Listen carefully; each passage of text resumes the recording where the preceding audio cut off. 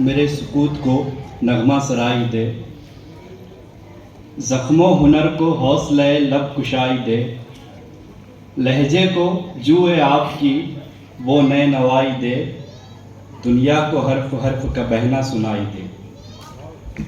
सदर मोहतरम, स्टेज पर मौजूद तमाम ही मुअज़्ज़ज़ मेहमानान इकराम, न्यू सहारा सेवा भावी संस्था के तमाम जिम्मेदारान, सामने बैठे हुए तमाम तलबा व तालबात, असातिज़ा इकराम और उनके पेरेंट्स, अस्सलाम वालेकुम। सबसे पहले तो मैं न्यू सहारा भावी संस्था का बहुत बहुत शुक्रिया अदा करता हूँ। आप सभी का बहुत बहुत शुक्रिया अदा करता हूँ कि आपने मुझे यहाँ पे बुलाया, मेरा इस्तकबाल किया और मुझे इस काबिल समझा कि मैं आपकी किसी तरीके से रहनुमाई कर सकूँ। ऊपर के बच्चों को बार बार डांट पड़ रही है, लेकिन मैं आपको विश करना चाहता हूँ, आज 14 नवंबर है, आप सबको यौम अतफाल, हैप्पी चिल्ड्रंस डे।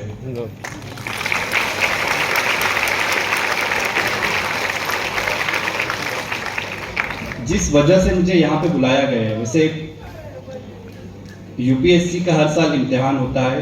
यूपीएससी में जो एग्ज़ाम होता है उसमें 20 अलग अलग तरह की सर्विसेज होती है, जिसमें आईएएस, आईपीएस, आईआरएस, मैं जिस सर्विस से हूँ आईपीओएस, ऐसे 20 अलग अलग तरह की सर्विसेज है और हर साल 800 से 1000 तलबा का उसमें सिलेक्शन होता है। वो अलग अलग जगह ऑफिसर बन के जाते हैं।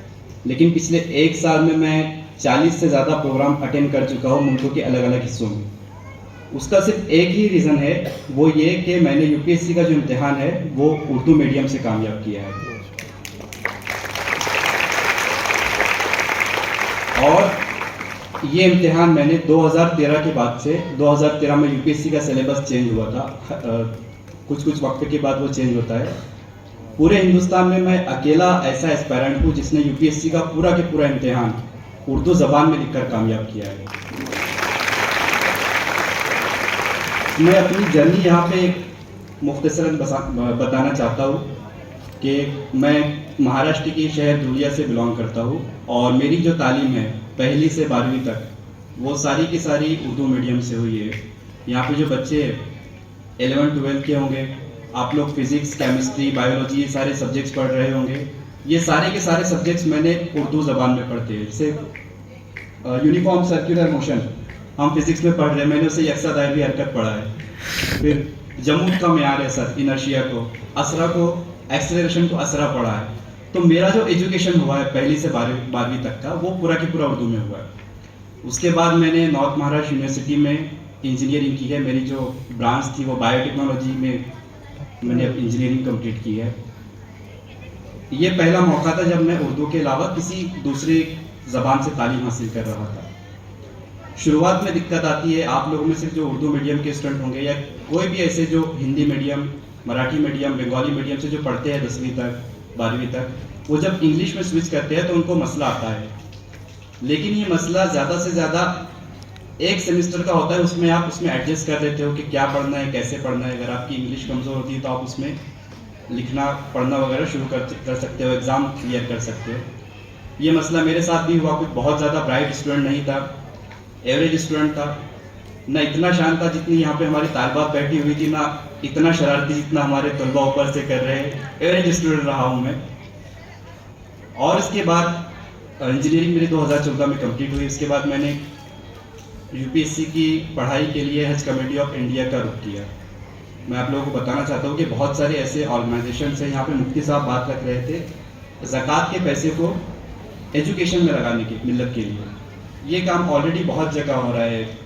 ज़कात फाउंडेशन ऑफ इंडिया एक ऑर्गेनाइजेशन है जो दिल्ली में चलता है, वो तालीम के ऊपर एक्सटेंसिवली खर्च कर रहा है उस सिलसिले में। तो ऐसे बहुत सारे ऑर्गेनाइजेशन है। ऐसा ही एक अदारा हज कमेटी ऑफ इंडिया मुंबई में है, जहाँ पर यूपीएससी की पढ़ाई माइनॉरिटी स्टूडेंट्स को फ्री में प्रोवाइड की जाती है। मैंने वहाँ पर एडमिशन लिया। वहाँ पे एडमिशन एंट्रेंस लेकर आपका एडमिशन होता है। पहला साल जो मेरा 2016 का फर्स्ट अटेम्प्ट था। यशवंत ने भी आपको बताया कि इसके यूपीएससी का जो एग्ज़ाम होता है उसके 3 मरहले होते हैं। पहला प्रीलिम्स होता है जिसमें पूरे मुल्क से तकरीबन 5-6 लाख से ज़्यादा स्टूडेंट हिस्सा लेते हैं। उनमें से जो प्रीलिम्स क्वालिफाई करते हैं उनको मेंस के लिए बुलाया जाता है। मेंस में थ्योरी पेपर होते हैं, तहरीरी आपको लिखना होता है। 12 से 13 हज़ार मेंस में अपियर होते हैं। 5-6 लाख से बाकी लोग बाहर हो जाते हैं। फिर जो मेंस जो दूसरी स्टेज मेंस एग्ज़ाम है, उसको क्लियर करने के बाद आपको इंटरव्यू में अपीयर होना होता है। और इंटरव्यू के लिए मुश्किल से 2,500 से 3,000 स्टूडेंट बुलाए जाते हैं और इंटरव्यू के क्वालिफाई करने के बाद फिर आपका यूपीएससी का फाइनल सिलेक्शन होता है। तो ये जो कन्वर्जन रेशियो है कि 5-6 लाख से ज़्यादा स्टूडेंट पूरे इंडिया से इसमें शामिल हो रहे हैं और सिलेक्शन सिर्फ 800 से 1000 के करीब हो रहा है। तो आप इसमें कंपटीशन को समझ सकते हो कितना मुश्किल रहता है लोगों से compete करना। और आप यकीन जानिए, इसमें एग्ज़ाम क्लियर करने वाले आपको मेरी तरह Urdu medium, Hindi medium, Marathi medium के स्टूडेंट बहुत सारे नज़र आएंगे, लेकिन ज़्यादातर तबका ऐसा है जो इंग्लिश मीडियम से पढ़ा हुआ है, बहुत अच्छे अच्छे मेडिकल कॉलेजेस या इंजीनियरिंग कॉलेजेस से पढ़ा हुआ है, वहाँ से पढ़कर आया। तो उस वजह से ये कंपटीशन और भी ज़्यादा मुश्किल हो जाता है। ऐसे में 2015 से मैंने इसकी शुरुआत की, पढ़ाई की प्रीलिम्स के लिए हज कमेटी ऑफ इंडिया में। पहली बार मैं अपीयर हुआ 2016 में। उस वक्त के मैं हालात बताता हूँ। एग्ज़ाम से 4-5 महीने पहले मेरे वालिद साहब को पैरालिसिस का अटैक आया था, 2-3 महीने मेरे हॉस्पिटल में ही चले गए। तो काफ़ी उस वक्त स्टडी का नुकसान हुआ था और उस साल मैं प्रीलिम्स क्लियर नहीं कर पाया। उसके और भी दूसरे वजूहत थे, लेकिन एक वजह ये थी